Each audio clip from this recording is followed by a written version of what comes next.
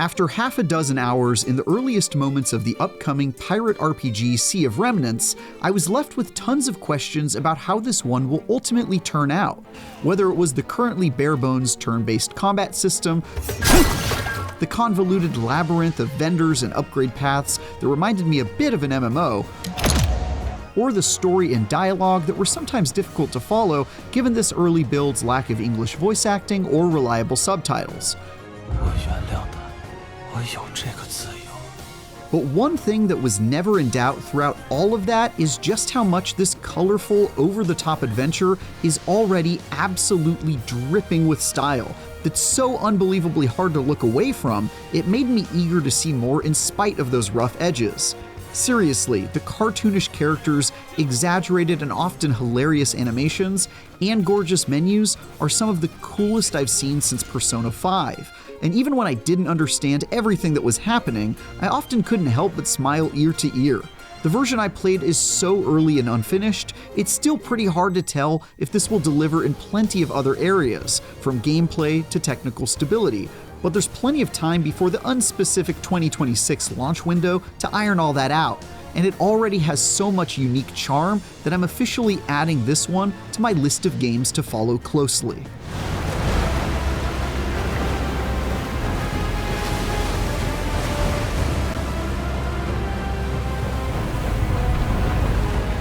Before I get into what I liked and didn't like in my time with Sea of Remnants, it's worth mentioning again that what I played appeared to be an extremely early build that was quite unfinished and prone to all sorts of bugs and rocky technical performance. I'm used to playing unfinished products months and sometimes years before they see the light of day, but even by that measure, this one felt especially under construction. Menus and dialogue were riddled with placeholder text, crashes and bugs were quite frequent, and the entire thing hadn't been optimized for non-Mandarin speakers like myself, which often left things lost in translation. Aha! 全副武装! For all of these reasons and more, it was more than a little hard to tell how things will pan out, both from a technical perspective and where gameplay is concerned, since many ideas were clearly extremely unbaked. Keep that in mind as you watch this video. What I do know about Sea of Remnants is that it's playing in a lot of the same space as Sea of Thieves, with open-world high seas to explore as a pirate crew and islands to visit filled with loot waiting to be plundered.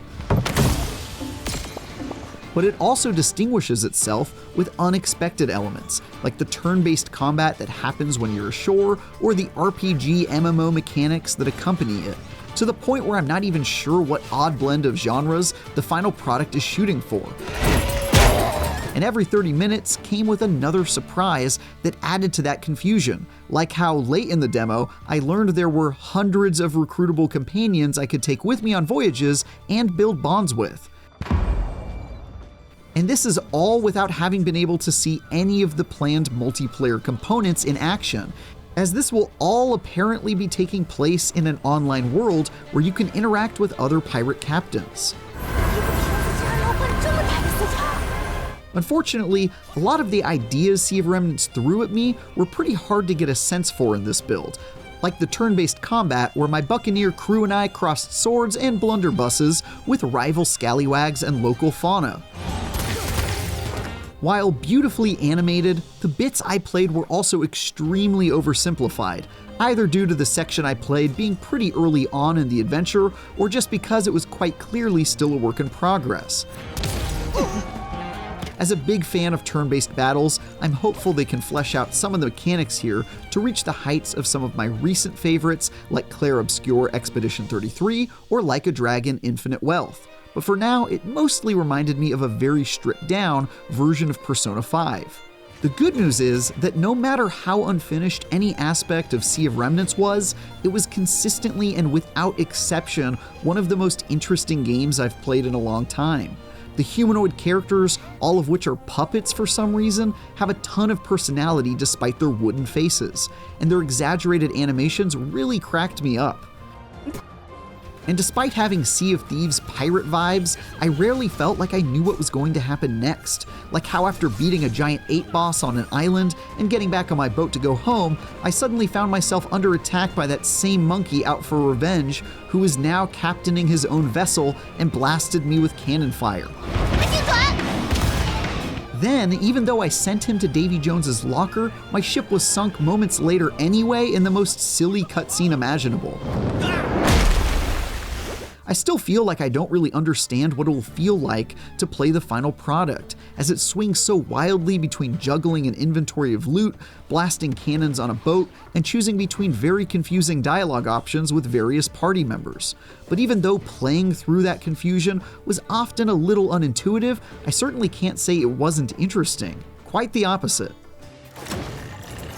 It was also really nice to see such a unique setting, because although there's a lot of typical piracy shenanigans you might expect, there were also really strange concepts peppered throughout that kept me on my toes.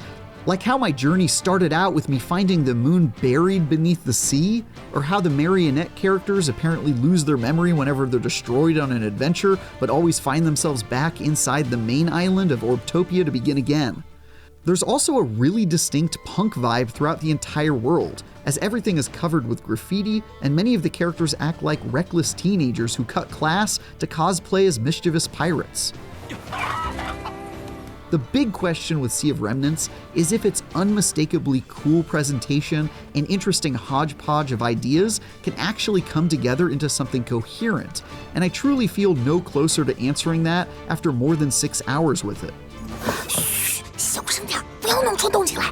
For now, it's definitely interesting and distinctive enough for me to anxiously wait to see more, but we'll likely need to wait a fair bit longer before we can get a better feel for how it's shaping up, especially when it comes to technical performance and the online aspects that were completely absent from this build.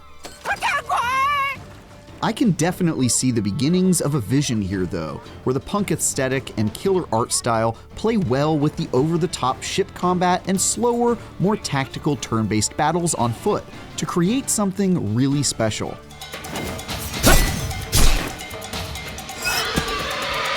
Plus, we can always use more pirate fantasy in our lives, and I can already tell that this goofy take on the genre will bring a very fresh perspective. Granted, I have no idea how they'll make online multiplayer, where friends would presumably come along for the ride, work with the turn-based combat and NPC party members. But hey, if they manage to pull it off, it sounds like it'd be awesome. And if they don't, at least it'll be something unique nonetheless.